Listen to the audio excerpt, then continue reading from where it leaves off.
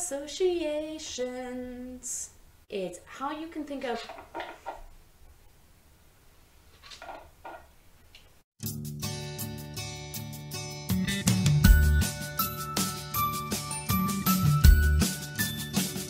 Hello everyone, my name is Janelle, I'm an SLP Peep, and today we are going to be talking about associations.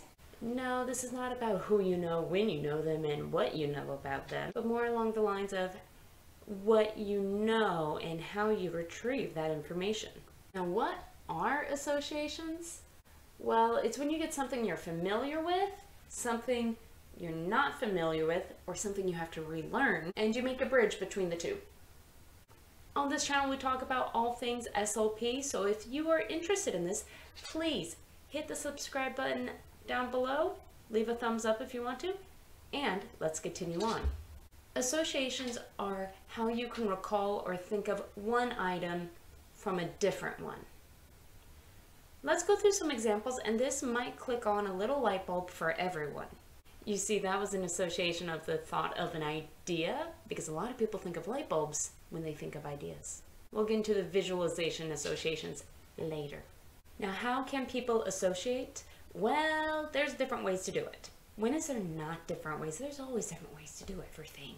Some people may consider this an association, some people may consider this a strategy. Either way, I'm putting it out here, mnemonics. In the United States of America, one common mnemonic that is used when learning your U.S. geography is homes. I thought about this the other day and I realized I had never thought about the Great Lakes, which Holmes is associated with, and I realized I could still name all the Great Lakes because of Holmes.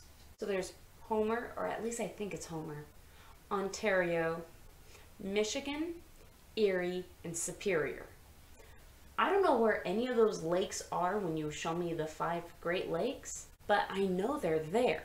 This one is not truly a mnemonic, but it goes along the same principle and idea of it. And it is the phrase, some say marry money, but my brother says big brains matter more. Yeah, that's a whole phrase, sentence. It's a lot. Why on earth would someone want to know this? When you're learning anatomy and physiology, and you're learning about the cranial nerves, a student needs to know if these cranial nerves are sensory-based, motor-based, or both. Let's go over that phrase again. Some say marry money, but my brother says big brains matter more. That took me like 5 times because I have no visualization up here. Another way that people are able to associate is by rhyming. There are all sorts of different types of rhyming. Some people are really good at this, some people aren't, but it can help a lot of people. There have been situations in pediatrics and in adults where rhyming helps the client figure things out. Guess what? It's gonna be a chicken butt.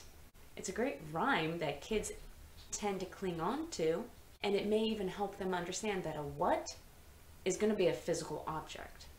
Usually it's an object, sometimes it's more complex, but when you work in pediatric, you typically don't go into the complex very often. Good heavens, I've even heard one where somebody is trying to retrieve the word win, and they were able to get there by rhyming win with hen, and that was their segue into getting into that word.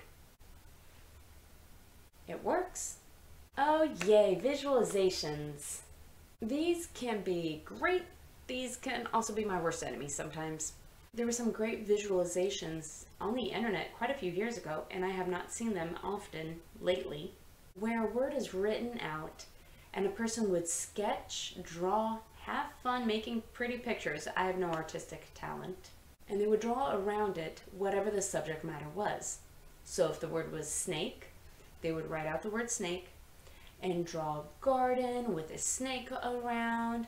Sometimes there'll be a garden hose with it. Whatever this person associated with snakes, they would write it with the word.